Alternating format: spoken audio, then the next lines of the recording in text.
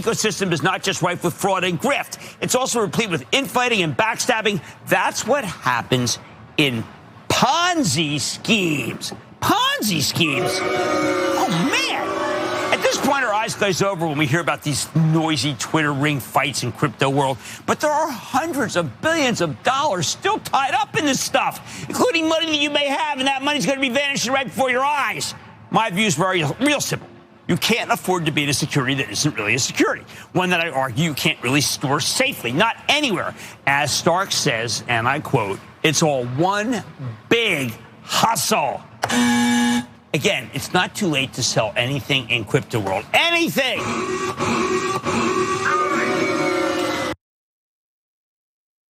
I don't know, Brett. I don't know. Now I'm feeling a little outdone by Cramer because he got sound effects. We got to get you a soundboard, is what that means. That is all that means. That is definitely need a soundboard. But he said it's all one big hustle. I mean, do you agree with this crypto debacle? It's so weird because Jim Cramer has done so many cameos in movies making fun of himself for that ridiculous setup he has that it's hard to tell the difference between real Jim Cramer and fake, I'm putting on like an acting show, Jim Cramer. But yeah, so the idea of crypto is itself, it depends on who you talk to. For a lot of people, they'll tell you that crypto is a way to get to insure yourself in case a government falls. You will have this all digital currency that exists outside of that system. However, inside of that system are a lot of regulations. Many would argue that there aren't strong enough regulations, but at least regulations, security, insurance against a failure or a run on the currency or various things like that. And the government will step in to kind of take action if that fails. But crypto doesn't have any of that.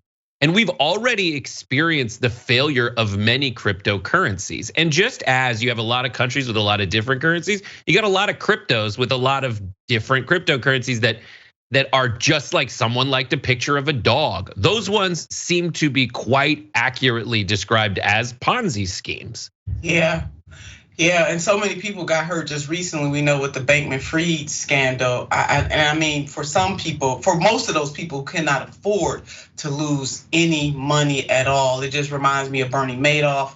And sometimes we forget because we get caught up in the allure of the person that has been charged, and we sometimes forget about the people, real consequences for them and their families and all of that. And so really, I want to go back to something, Brett, that Cramer said. One of the most important things that I thought he said is you can't afford to be the security that isn't a security. One that I argue you can't really store safely, not anywhere. As Stark says, and I quote, "It's all one big hustle." And I think that was a very strong point. And what sparked this conversation from Cramer was an article written by John Reed Stark on LinkedIn. And we're taking a look at that right now. 12 crypto predictions for 2023. And Stark makes 3 good points on why crypto is a hustle. And we're gonna talk about those 3 points. Crypto's not an investment because there's no regulatory oversight, and Brett just laid that out. Transparency, consumer protections, insurance, licensure, net capital requirements, and the crypto rug pull bazaar is so rife with market manipulation. That's what we saw happening with Bankman-Fried, insider trading and fraud. Again, Bankman-Fried, investors stand no chance from the get-go. So he's really saying that the system is rigged when it comes to the whole nature of crypto. Number 2, the second point he makes, crypto's not a currency because the price is too volatile. Fees are too high, taxes are too burdensome, risk are infinite, and the list goes on. How can anyone accept crypto as payment when it could be worth a lot less the next day? That's point number 2. And point number 3 by Starks. Meanwhile, the NFT marketplace is rigged. Market manipulation of NFTs appear not only rampant and tolerated, but also encouraged. Fraud not only rewarded, but also taught. The cybersecurity risk alone render NFT markets an absurd choice for any sort of investment. I mean, Brett, Starks did that.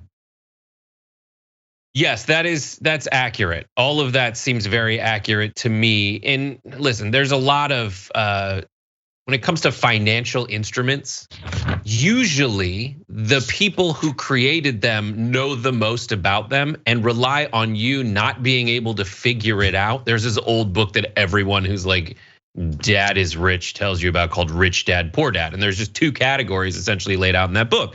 Is the person who will stay rich intergenerationally because they know fundamental dynamics of economics, and then everybody else. And the other thing people talk about is buy the rumor, sell the news. So the rumor phase of cryptocurrency was like 2008. Then the news happened. All that volatility got a lot of people to jump in at the very end and throw the prices up. That's when the people who knew everything started selling.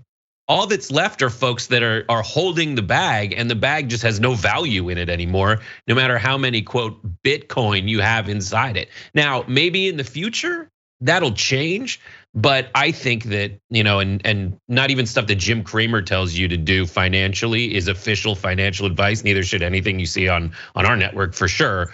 But I think at the end there might be people in the future who take advantage of that, and the people who made money in the past might be the ones to make money in the future. But I just don't see it having legs. Yeah, I totally agree. Just one more quick point before we go to our next segment. The most powerful line here on this. It is easy to imagine a world without crypto, and if crypto disappeared tomorrow, nothing would change for anyone except criminals who would lose their most effective felonious device and instantly suffer immeasurably. So John Reed Stark on LinkedIn, thank you for laying that out. And yeah, people have taken advantage. Check out this headline. We know Bankman-Fried, we've done several stories on this. Sam Bankman-Fried pleads not guilty to 8 counts of wire fraud, securities fraud, and conspiracy. Of course, that's what people do at first. They plead not guilty. We'll keep an eye on that.